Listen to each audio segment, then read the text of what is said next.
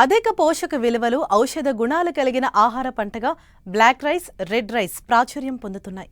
శాస్త్రీయంగా రుజువైన అంశాలతో ప్రపంచ స్థాయిలో ఈ రకాల రూపకల్పనకు శాస్త్రవేత్తలు కృషి చేస్తున్నారు. ప్రస్తుతం నల్ల బియ్యం, ఎర్ర బియ్యం విశిష్ట గుణాల పట్ల ప్రజల్లో అవగాహన పెరగటంతో మార్కెట్ గిరాకీ అధికంగా ఉంది.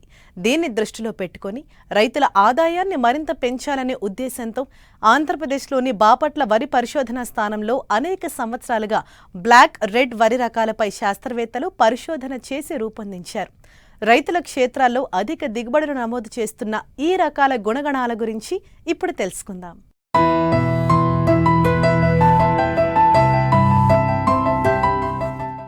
ఆరోగ్యంపై పెరిగిన అవగాహనతో పోషకాలున్న రంగురంగుల బియ్యం తీసుకుంటున్నారు ప్రజలు. అందుకు తగ్గట్లుగానే శాస్త్రవేత్తలు కూడా ఆయా రకాలను విడుదల చేస్తున్నారు. ఈ నేపథ్యంలోనే బాపట్ల వరి వ్యవసాయ పరిశోధనా స్థానం శాస్త్రవేత్తలు బ్లాక్ రైస్, రెడ్ రైస్ అనే రెండు మెడిసినల్ వాల్యూస్ ఉన్న రకాలను రూపొందించారు. ఇప్పటికే బ్లాక్ రైస్ బీపీటీ 2841 పేరుతో విడుదల కాగా, మరో రకం రెడ్ రైస్, దీనిని బీపీటీ 2852 పేరుతో పిలుస్తున్నారు. ఇప్పటికే మినీకిట్ దశ ముగించుకుని విడుదలకు సిద్ధంగా ఉంది. రైతు క్షేత్రాల్లో అధిక దిగుబడులను నమోదు చేసింది. మరి ఈ రకాల గుణగణాలను తెలియజేస్తున్నారు బాపట్ల వరి పరిశోధనా స్థానం ప్రధాన శాస్త్రవేత్త డాక్టర్ కృష్ణవేణి.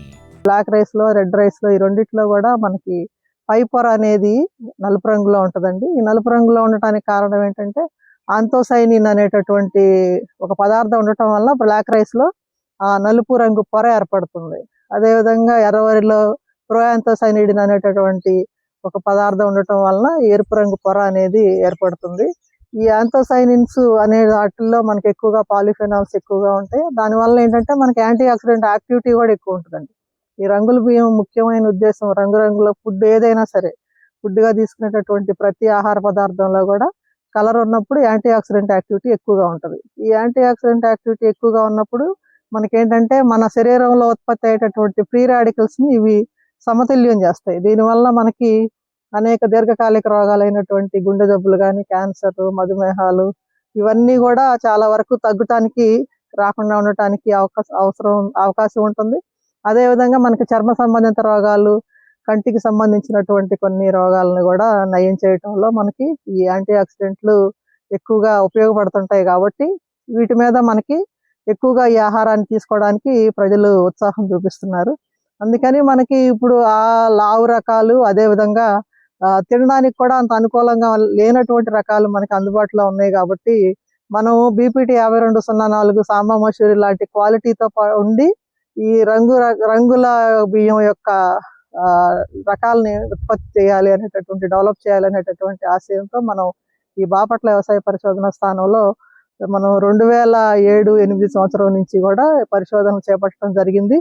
దానిలో భాగంగా మనం బీపీటీ 2841 అనేటటువంటి నల్ల రకాన్ని మనం 2023వ సంవత్సరంలో బాపట్ల వ్యవసాయ పరిశోధన స్థానం నుంచి దీన్ని ఉత్పత్తికి రైతులకి విడుదల చేయడం జరిగిందండి.